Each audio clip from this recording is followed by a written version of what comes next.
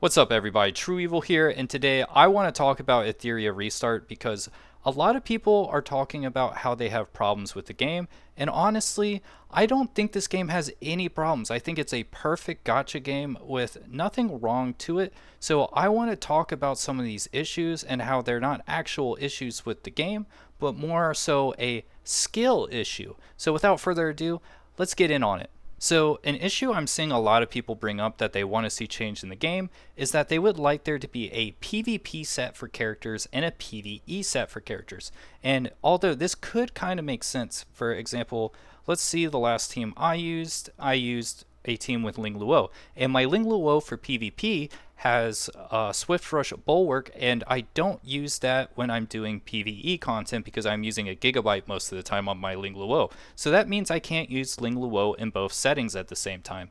And honestly, I like that because, well, that means I'm taking a break from doing all these Inferno shell runs. And it means that when I'm queued up and I do like 2 matches or something in RTA and then I go and check to see how my farming is going, I'm not going to get super bummed out and seeing 5 Twilight Nights in my Inferno Nico Nana run because that definitely doesn't make me sad every time I see it. So because of that, I'm keeping a positive mindset, and if someone is trying to farm PvE content while they're doing PvP, they're probably getting really tilted, getting Twilight Nights constantly in Inferno Nico Dana runs. So they're not going to be in that positive mindset, or maybe they're failing because they're not able to use the optimal gear sets. It's just going to make it so that I feel like I have that mental advantage. And, getting a break from seeing the drops is just so refreshing.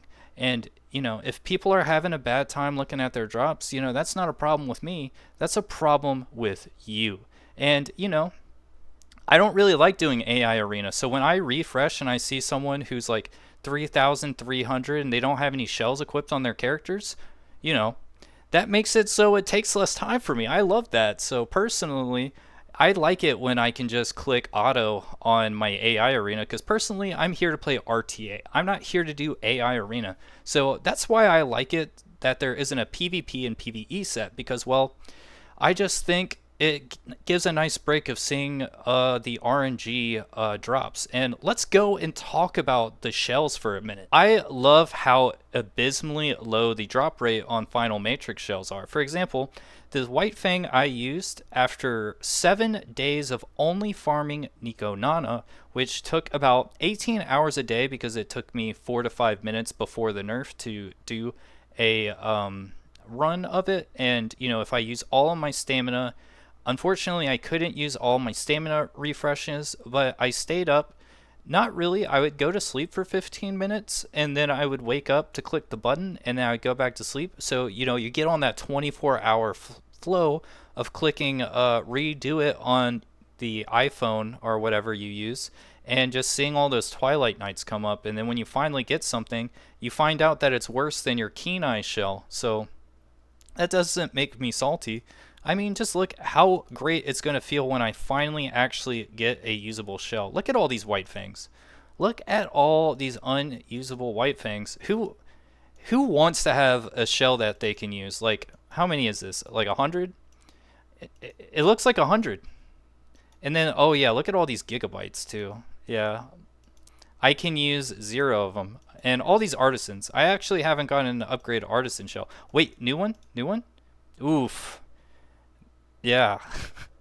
Yeah, I'm definitely not salty about all these shells that I get that I can't use. And I like it because, well, when I finally do get that shell after like an entire month of only farming for the shell, that dopamine hit, it's going to feel so good, right? It's just, oh, I can't wait to get that shell after 30 days.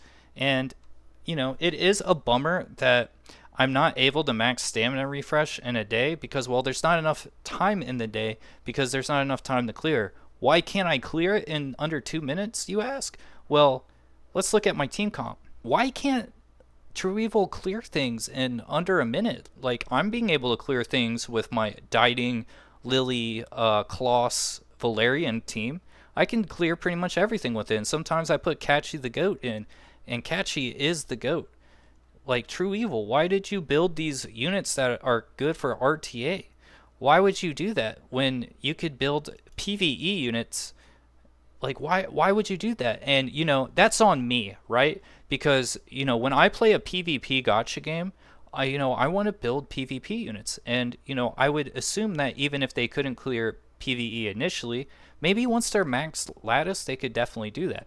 And you figure out that you can't do that, and that's a skill issue, right? That's on me. Like, I can't clear Shadowflame Hoyon because my two main DPSs are defense based, and Shadowflame Hoyon lowers defense considerably every turn, and after 3 turns, if I can't completely just cheese this boss, well, they don't do any damage. And you're like, why don't you just use Dieting, bro? Skill issue. Well, this White Fang shell is just never going to drop, right? You know, Onslaught Fury Edge is not good as a Keen Eye Fury. And, I learned that the hard way, and that was a skill issue on me. I didn't theory craft before I imprinted the shell, so now I'm stuck with this, and now my dining can't really do any damage. And, that's that's just a skill issue. Same thing with my Gray. My Gray used to do really good damage because he had Keen Eye Swift Rush and 12-12, and I thought that Onslaught Swift Rush Swift Raid, even though the speed would stay the same, the 65% extra attack would be better than just the Keen Eye. And I found out that's wrong. That's actually not the case. So, that's just a skill issue on me. I didn't do my research. I didn't theory craft enough. So I honestly can't say that I have a problem with that because it's just a skill issue, right, bro?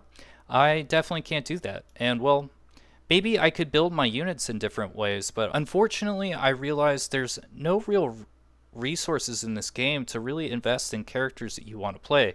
You have to just invest in Lily and some DPSs that can clear PvE. So even though I played this game because I loved how the Bruiser units used, I should have just invested into Rosa because then I could actually clear content quickly. And unfortunately, I'm out of lattices, so I can't really upgrade her. But hopefully, in a month and a half, I'll get enough lattices where I can play her. So in a month and a half, I'll be jiving in the PvE content, and I won't have any complaints.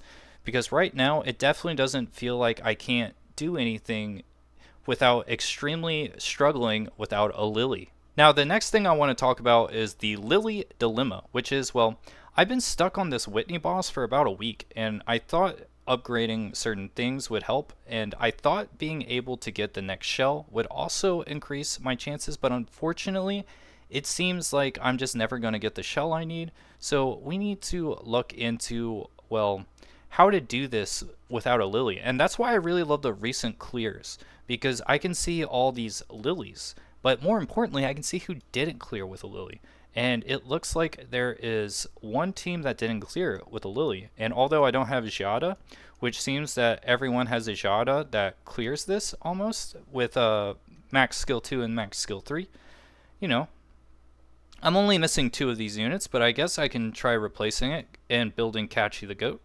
This doesn't take over a week's worth of resources to build up this much. And, although I wouldn't say it takes a week to get to 5-star 45, probably takes 3 or 4 days worth of resources, just because of the lattices that I need a skill 2 and skill 3 maxed out, it's going to take me about over a week, which means I'm not going to be able to build the units I actually want. And then we're going to see that this actually doesn't work. And that's a skill issue on me, bro. Like, I was talking to a bunch of people who had cleared this, and they were like, oh yeah, you can use Obel. So I used all my resources to build an Obel for the week, and, well, Obel's definitely not good enough to clear this. So unfortunately, that's a skill issue on me, bro. I should have just theory crafted better. And although that means that I'm not going to be able to clear hard Ember Trek, and I'm going to fall significantly behind because I'm missing this 1 gold lattice, and you might be saying, True Evil, that's only 1 gold lattice. Well, I don't even think there's 12 gold lattices given to you in the game every month. So missing this means it might take me 6 weeks to max out another SSR unit. So personally, I like how I'm not going to be able to get this gold lattice because I don't have a hyper-specific unit that I honestly don't even know what the hyper-specific unit is besides Jada and Lily, which, you know, that's a skill issue on me. I didn't keep pulling until I got one character out of the 52 or how many characters are in this game. I should have just kept pulling until I got a Jada. Who who would have thought that I would have wanted to build a character that wasn't Jada or Lily? That's a skill issue. So on that front, it's my fault. Now let's talk about the last thing that I love about this game. Now, my favorite part of Etheria Restart is, of course, how RNG every reward feels like it is. I love being able to roll the upgrade here and possibly getting a red shadow print, then rolling the times 2 to possibly get 2 red shadow prints. And, well, if I get 2 red shadow prints, that's huge. And it makes my account progress significantly faster than other people's. And I love that. I personally really enjoy how you can really just define an account off a like a little spinny wheel thing like this. It just makes me feel so good, and me seeing the possibility of getting that but then end up with the 10 blue XP pieces, I just love that dopamine hit. And honestly, I play gacha games because of how great it feels when you pull a character, how great it feels when you pull a random gold lattice or somehow get like 40 gold lattice shards. That definitely doesn't make me feel bad.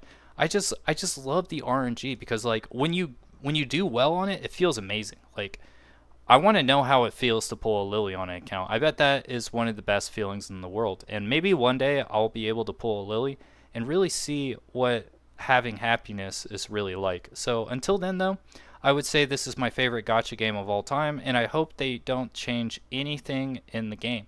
So that's really about it. Let me know how you feel about this.